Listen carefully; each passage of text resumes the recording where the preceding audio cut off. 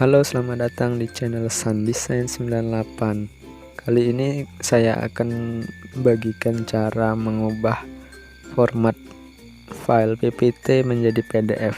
Pertama kita buka dulu file PPT-nya, lalu kita klik pojok kanan atas file, lalu pilih Save As yang ini.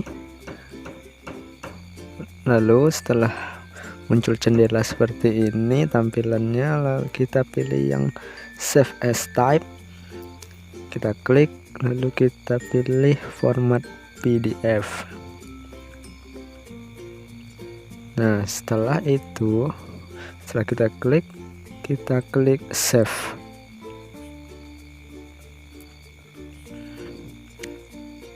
Kita pilih Yes, tunggu sampai proses selesai.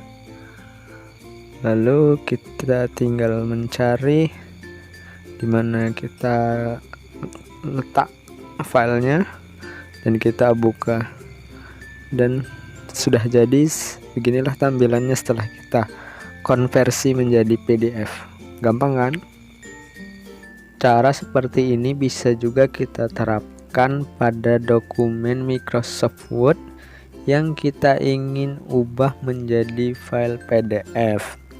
Langkah-langkah yang perlu kita lakukan sama seperti halnya mengubah file PowerPoint menjadi PDF, yaitu kita klik menu file pada pojok kiri atas, kemudian kita pilih Save As, lalu kita tentukan tipe dokumennya menjadi PDF, lalu kita pilih Save seperti sebelumnya.